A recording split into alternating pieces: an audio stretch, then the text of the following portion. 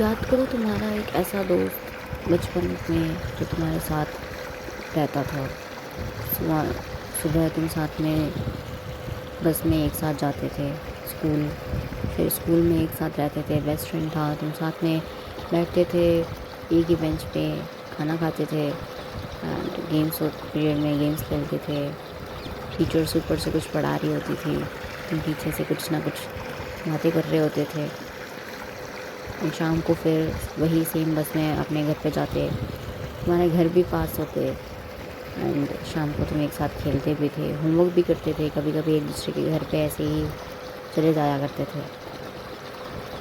पर आज वो दोस्त तुम्हारे साथ नहीं है, आज बहुत साल हो चुके हैं। वो एक चाइल्डहुड दोस्त जिसने तुम्हारा चाइल्डहुड लाइक बेहतर से बेहतर बना दिया, एकदम एकदम सोना सा, चार चाँद लगा दिया तुम्हारे बचपन में।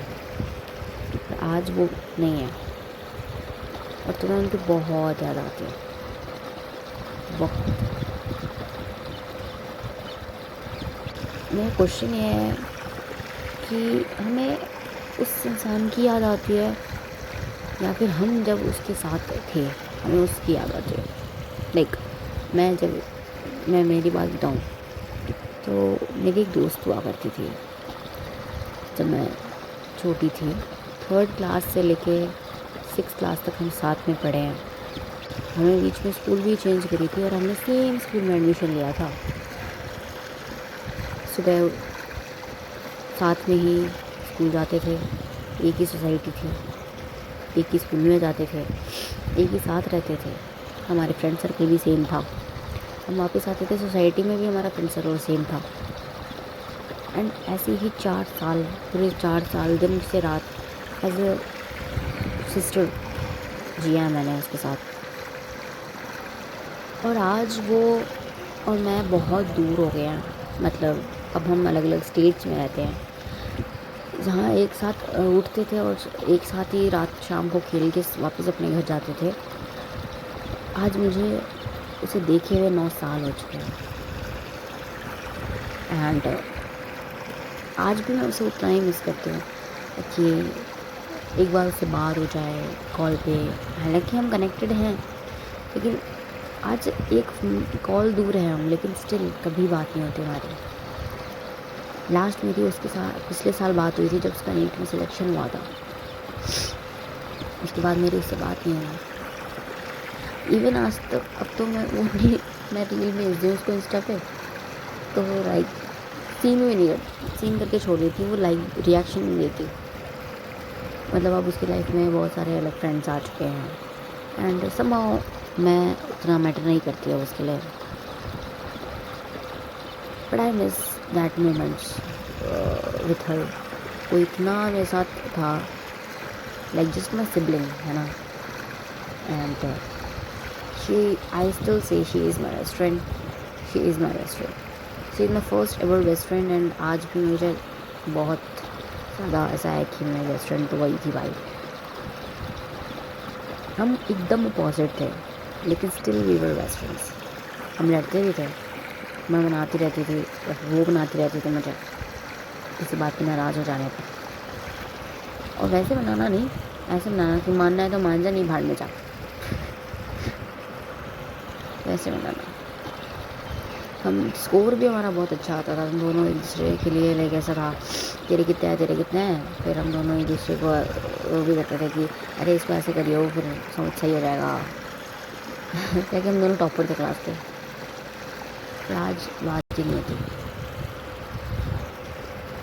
मेरा वो जो वर्जन था ना उसके साथ वो बहुत अलग था। लाइक मुझे कभी नहीं लगा, मैंने एक अपनी नई साइड देखी थी कि मुझे कभी लगता था कि मैं किसी मेरे से अपोजिट से इतना मतलब क्लोज हो सकती हूँ, मतलब इतनी मेरी वाइब मैच हो सकती है। जो ऐसा इंसान जो मेरे से पूरा अपोजिट है। लाइक मैं इंट्रोवर्ट टाइप की लड़की हूँ, बचपन में तो और ज़्यादा इंट्रोवर्ट थी, लेकिन वो पूरी एक्सट्रोवर्ट। उसको बेमतलब के चलते चलते पंगे लेने की आदत थी, मेरे को बिल्कुल नहीं थी। मैं इन सबसे दूर रहती थी।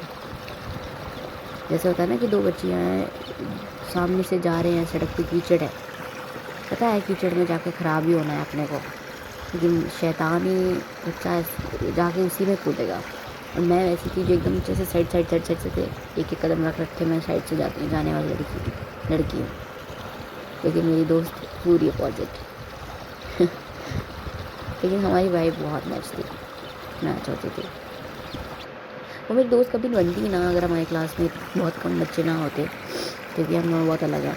लेकिन हम जब बन गए तो भी हम इतने अच्छे दोस्त बने कि मेरी एक साइड मुझे पता चली कि ओके मेरी दोस्ती ऐसे भी लोगों से हो सकती है जो मेरे से एकदम ही अलग हो।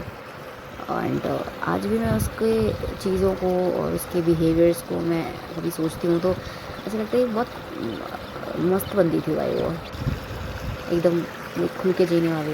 उसको जो दिखा है वो कर लेती थी, मतलब ऐसा दिमाग में आया ना कि भाई हाँ ये करना है तो कर लेती थी, है ना। कि राह चलते कोई भी पंगा ले लिया, बात कर ली किसी से भी।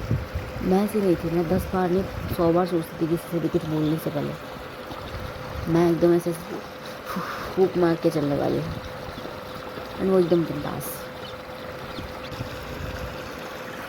सो मेरे एक अलग साइड मुझे देखी उसके साथ। एंड ऐसे ही हमें लगता है तुम नोटिस करोगे कभी तो जितने भी लोग तुम्हारी ज़िंदगी में आते हैं ना, तुम्हारी एक अलग साइड दिखती है तुम्हें कि भाई अच्छा मैं ऐसे भी बिहेव कर सकती हूँ, है ना। मेरी लाइफ में जैसे ये लड़की आई थी दोस्त मेरी, ये अलग ही मुझे पता चला कि मेरे ऐसे भी साइड है।